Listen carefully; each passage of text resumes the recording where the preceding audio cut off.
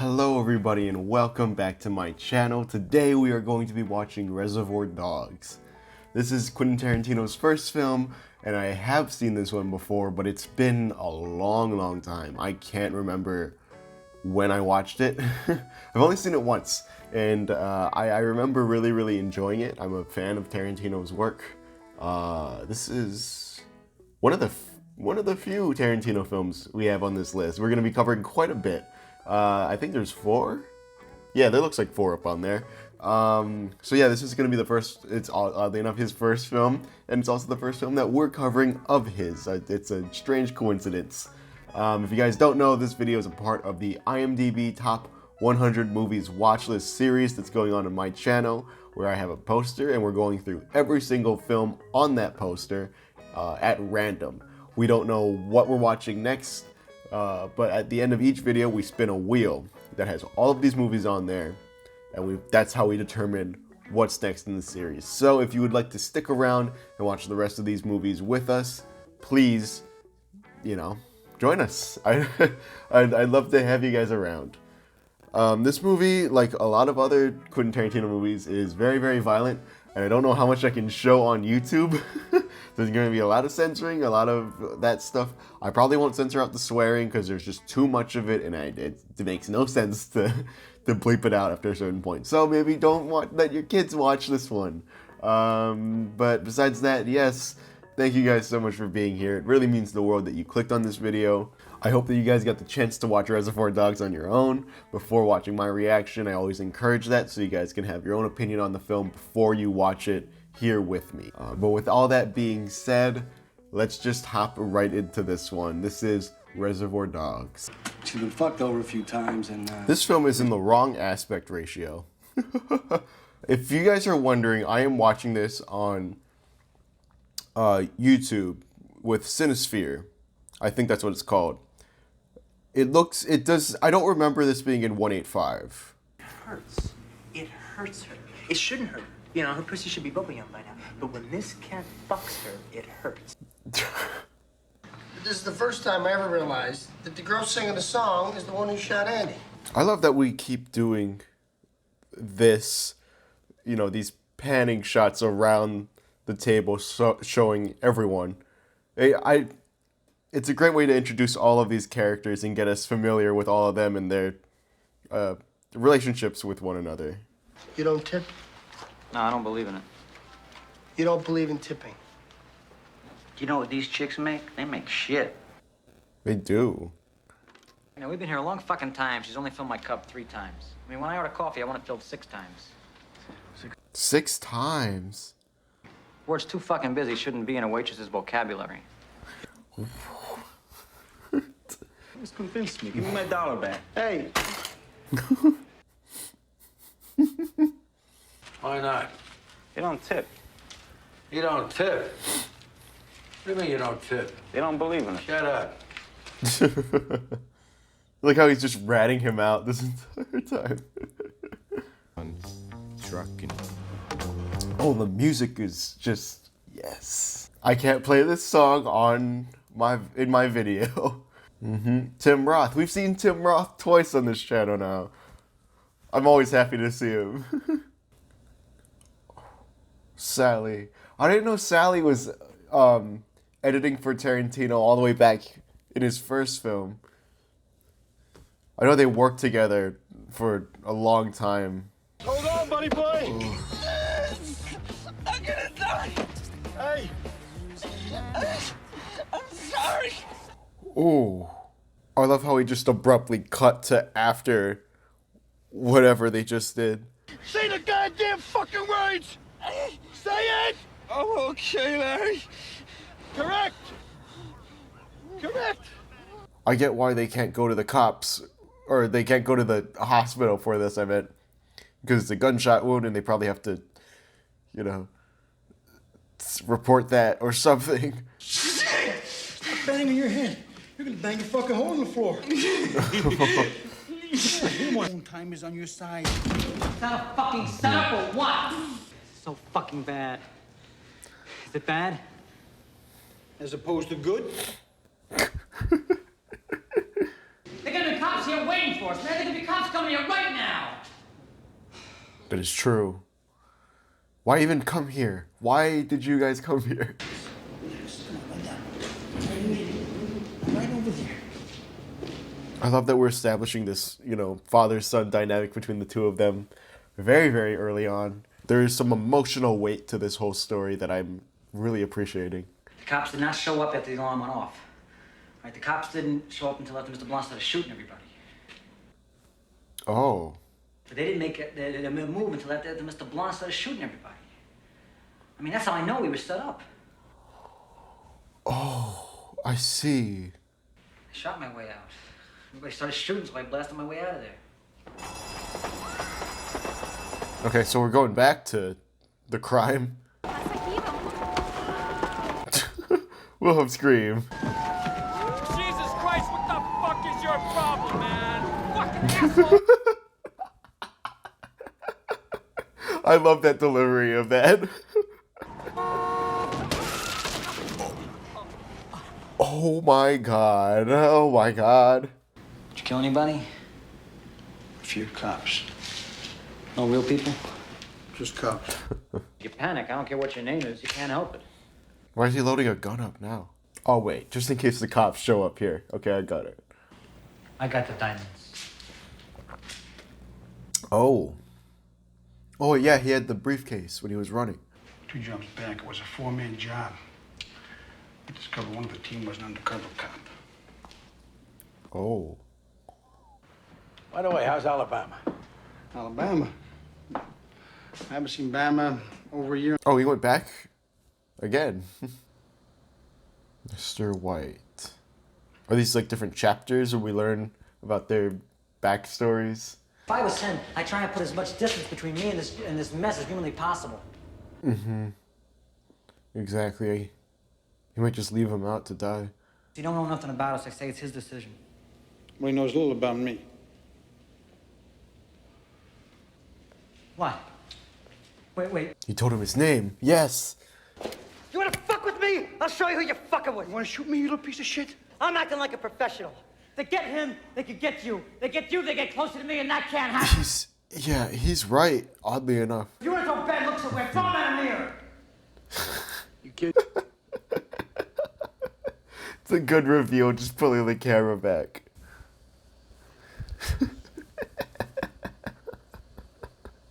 Look, he's just sipping on a drink right now. That fucking shooting spree! In the store, remember? Oh, fuck them. They set off the alarm. They deserve what they got. You almost killed me! Whoa. If I know what kind of guy you were, I never would have agreed to work with you. Mm-hmm. He's unhinged. It's a good Steve Buscemi in the back. I was gonna make a point that Steve Buscemi is the only person that's like really acting professional right now.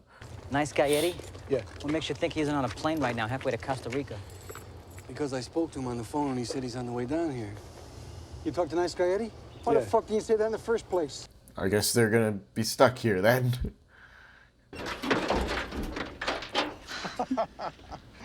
Jesus Christ.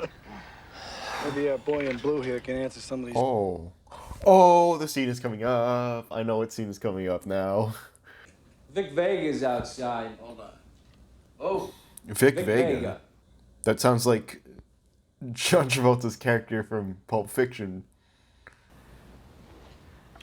He's a fucking asshole. Michael Madsen just has like a classic movie star face to him. I love it. I love the set design of Joe's office. What is the 2 things by his chairs? What is that? But it makes him seem so menacing. You know, it's like a villain's throne. Oh, we're going back to the job again. Hey, Dob, we got a major situation here. No, we're not on the job again. You're so fucking smart, huh? Who did it? What the hell do you think we've been asking each other? Yeah, what'd you come up with, huh? You think I did it? You think I fucking set you up? He never said that, but... You fucking idiot! Turn a fucking jewelry store into Don't you call me a fucking and idiot! you wonder why the fucking cops show up? All right, Mr. Fucking Compassion, I will call somebody. Who?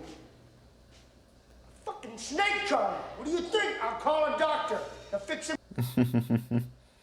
Nobody's got a clue what happened to Mr. Blue? Either he's alive or he's dead, or the cops got him, or they don't. That's very helpful. If you fucking beat this prick long enough, he'll tell you started the goddamn Chicago fire. Now that don't necessarily make it fucking so! He's right, yeah. You can't leave these guys here with him. Why not? Oh, they don't trust him. Yeah, if he shot the place up. Torture you. That's a good idea. I like that one. Yeah. Sounds fun. Even your boss said there wasn't a setup. That was not their boss. It's amusing to me to torture a cop. He really is a psychopath. You ever listen to K. Billy's Super Sounds of the 70s? We've reached the scene. The little dance. Oh. I can't play this song in the video. My God. Oh my God.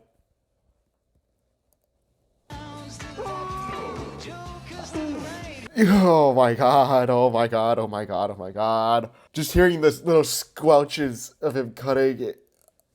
I don't know if I can show this. Ah. Hey, what's going on?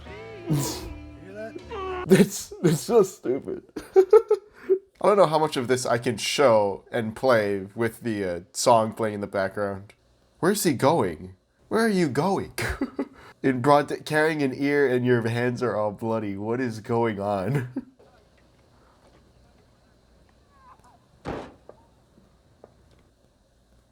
Oh.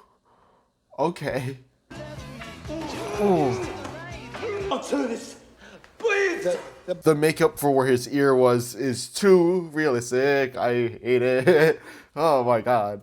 You all done? Don't! Some fire scared. Oh, thank God.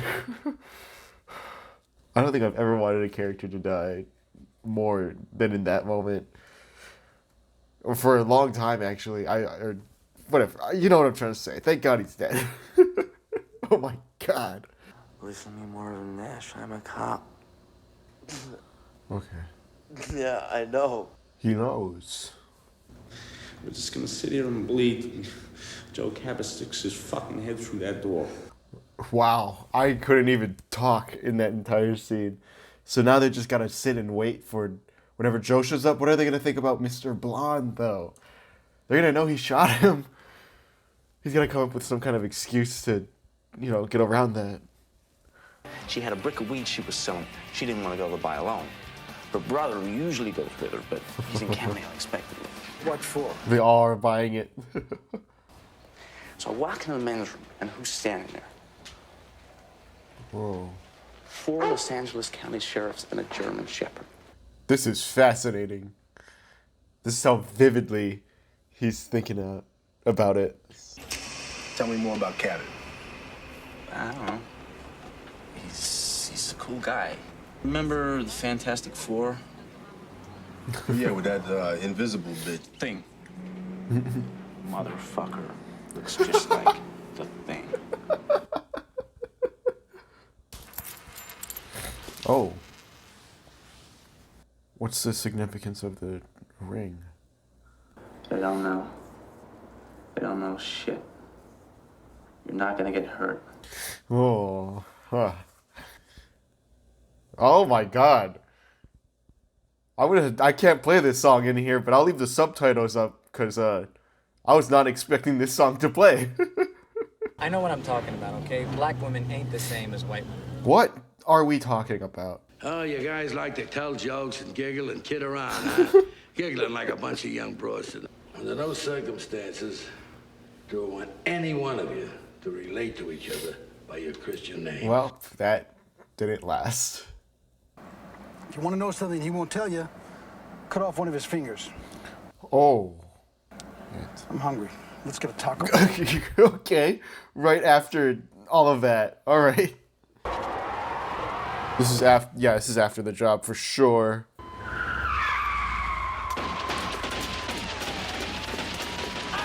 Oh my god.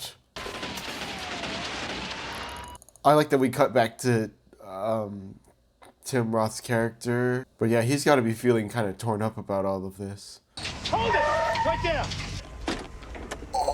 Oh.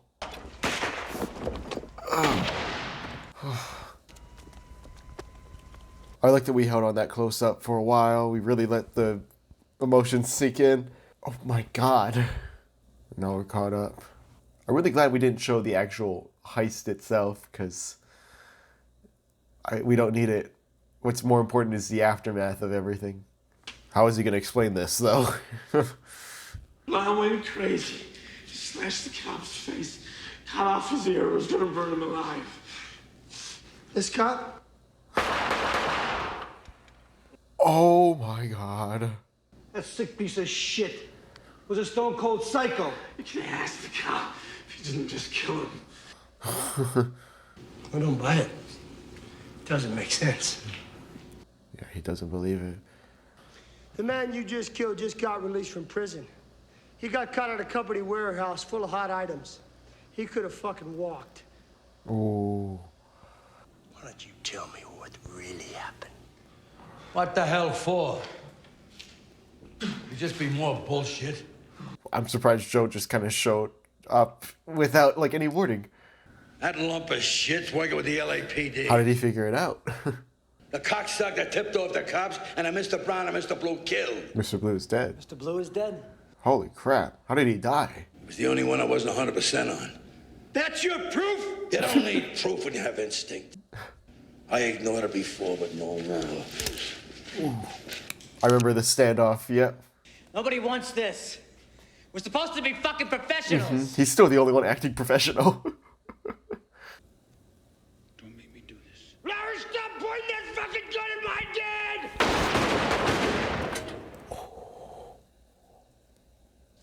Yeah, Mr. Pink's just gonna get the hell out of here. Well, you can hear sirens in the background now. Oh, did they get Mr. Pink? I just heard gunshots too. Oh, he's gonna tell him. Oh, surprised he gave himself up. Don't do it! Drop the gun, man! Don't drop the gun! Drop the fucking gun! I'm gonna fucking blow you away!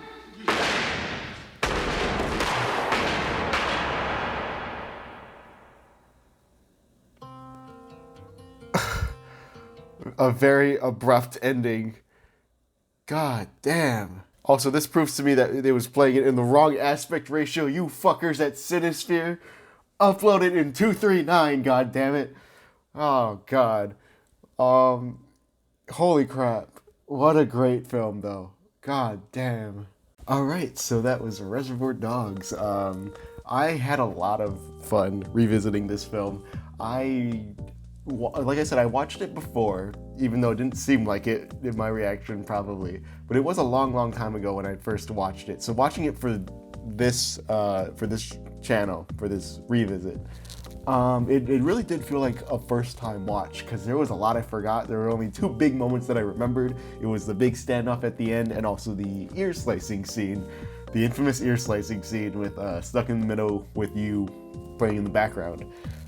Those are two probably like two of the most iconic scenes from this particular film, and goddamn, I think this is really solid, and I think this is revisiting this is probably on the higher end of the Tarantino scale for me, particularly because we have that relationship, that father-son relationship between Tim Roth and Harvey Keitel, or Mr. Orange and Mr. White. We established that very early on, and the film is kind of built upon that dynamic, and the entire film is, you know, the only reason that he's sticking up for him is because he sees him more like a son, and it adds a little bit of emotional weight to it, and it elevates it beyond just being like a standard crime whodunit type of thing. It's more like there's an emotional reason as to why he's, you know, sticking up for Mr. Orange for all of this, and he's sort of why Mr. White is kind of like turning his back on Joe and Eddie. You know, there's a reason for it. And that dynamic, it makes the entire film more and more engaging, because you want to see how they're going to get out of it. you like these characters. You like, or at least you like Mr. White and Mr. Orange to a certain extent. You know, they're not necessarily good people. Nobody in this film really is, but the film is, it makes you see them as, you know, real people. It treats them like in a realistic manner. I think opening the film up with them at the diner just talking about just fucking bullshit the entire time is wonderful. It's smart. It's such a smart way to handle that opening, because you're immediately like, oh, these are just people kind of hanging out, you know. Then that's how you see these guys for the rest of the film.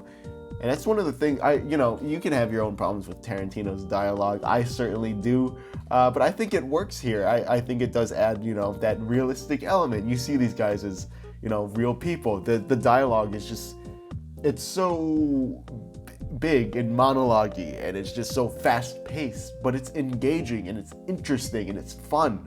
You like hearing these people talk. You want to hear them talk more. And I think, sometimes the abrupt changes between dialogue is a little funny, and I think it's very, very intentional. We have them, we have Mr. White and Mr. Orange talking about the job, and then he just goes, I'm hungry, let's just go get a taco. What? Buddy, you're not locked in, but maybe you are, I'm not sure. It's just things like that I really, really love. It adds, personality to these guys. It adds personality to this world and these characters, and the vibe that Tarantino wants to create. And it's very, very clear that, springboarding off of this, it's, there's a lot of things that he's gonna improve on down the line, as we'll see in the next couple films that's on this board. Of course, this being a Tarantino film, this is a very, very, very violent film. So much so that I'm not sure what I can put on YouTube. I would have to censor a lot of this. This is gonna be a nightmare to edit. I'm gonna apologize to future me for having to deal with all of the censoring and re-uploading and trying to appease YouTube, because that's gonna be fucking difficult. I'm not censoring any swearing either, except for a couple slurs that get thrown around. I don't want that in my video, because I don't approve of the use of those words. But this will be an uncensored reaction for the most part. I am going to have to censor the violence because YouTube does not take kindly to that. But the over-the-top violence it's part of the style, I think. It is kind of it adds, like I said, personality to this world. I think it's almost comical how much Tim Roth is bleeding out on the floor. He's just, by the end of it, he's just in a pool of his own blood. It's just, he's drenched. It's like everything that's not in frame is just blood. Whenever we cut to him, just lying on the ground. It's interesting.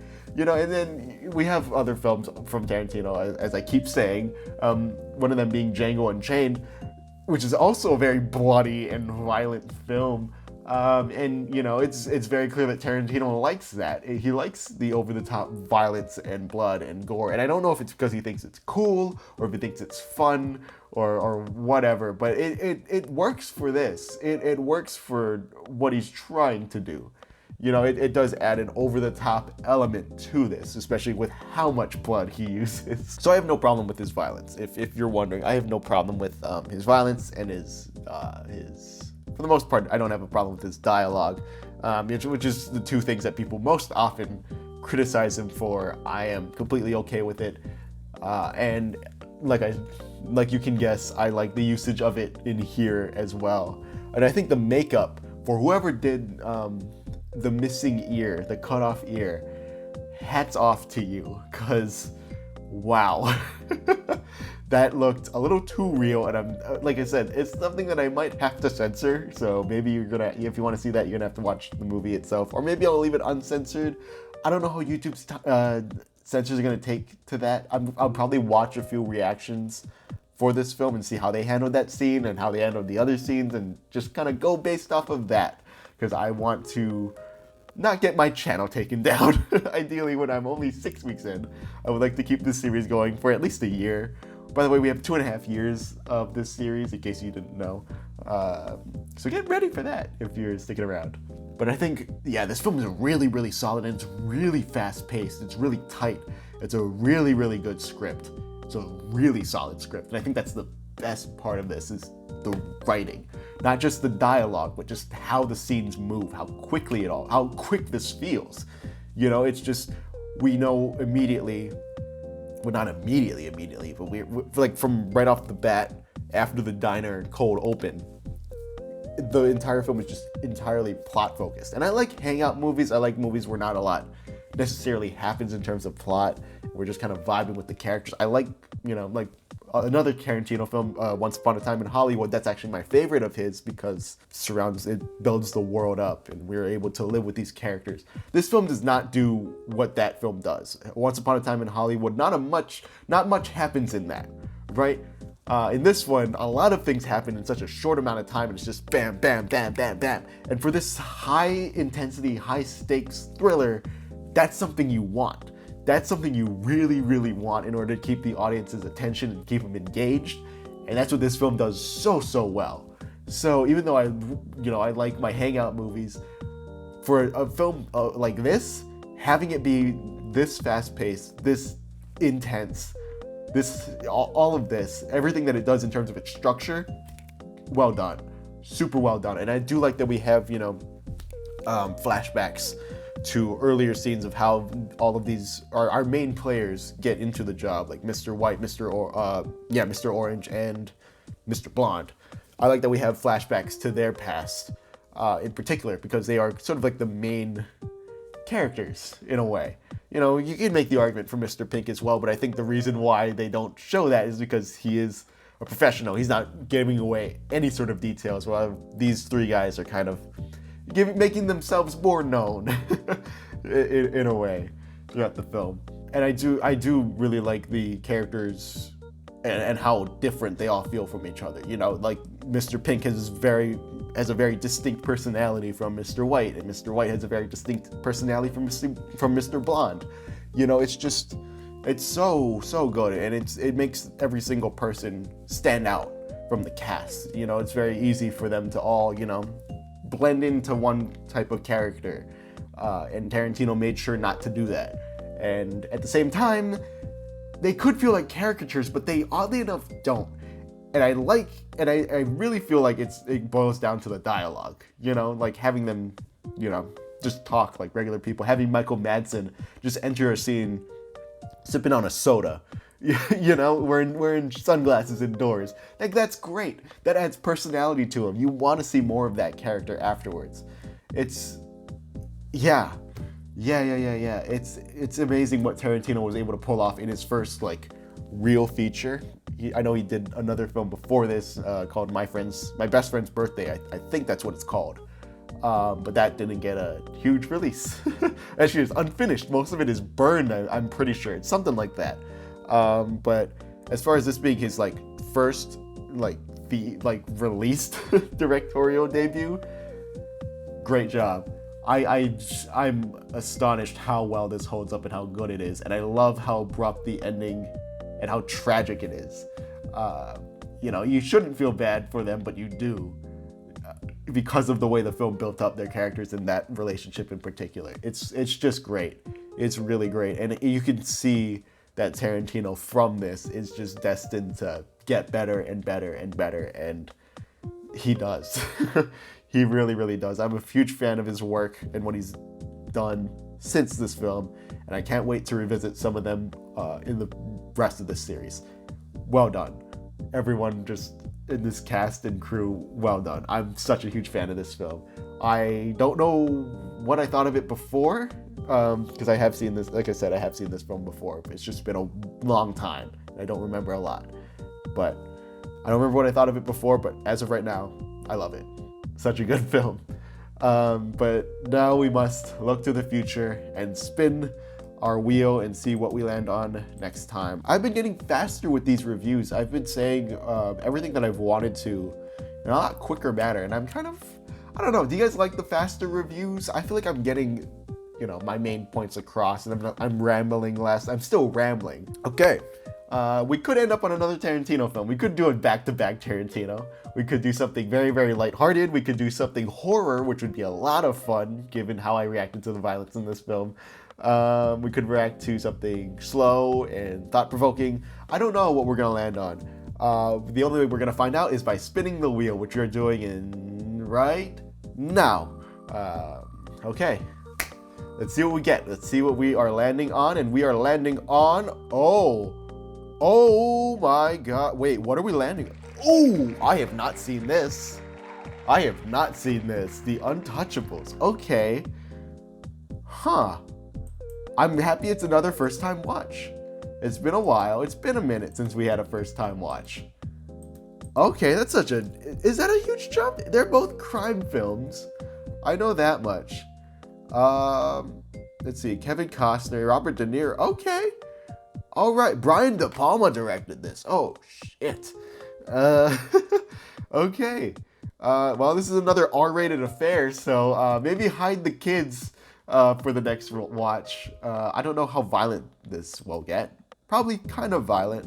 Is this the film with the Battleship Potemkin montage, or the where it references the Odessa Steps sequence from that film? Is this the one? I don't know if you guys know what I'm talking about, but is this the one that references it?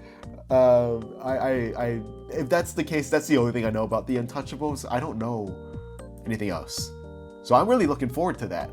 Finally, it's not since Cinema Paradiso have we had a film that I haven't seen before. So I'm really excited for this. I thought we were landing on The Prestige for a second. I was like, a Nolan film, I'm gonna get hate for that.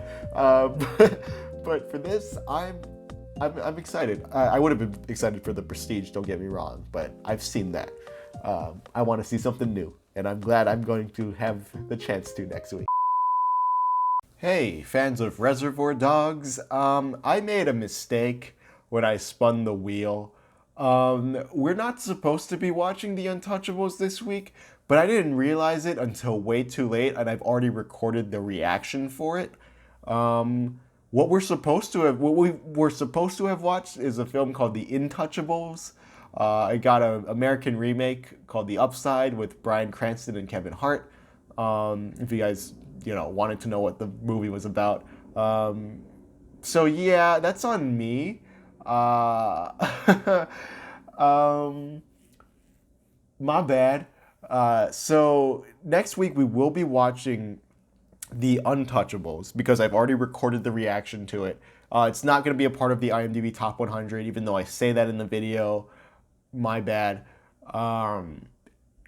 And the following week after The Untouchables, we will be watching The Intouchables, the movie we were supposed to have watched. I am so sorry. This is on me. It's my bad. But yeah.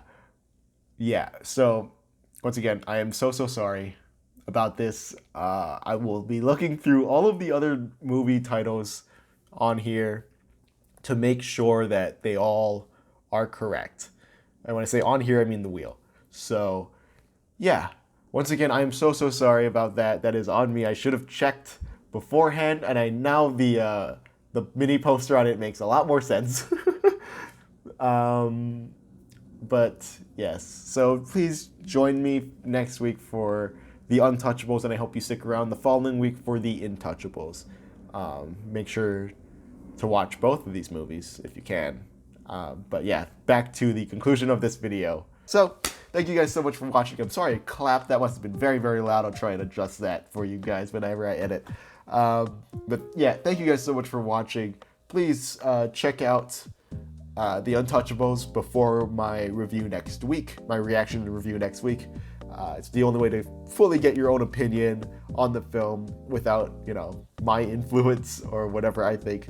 Go into these films yourselves, see how you like them, and yeah, go from there. Thank you guys so much for watching. It really means the world that you clicked on this video.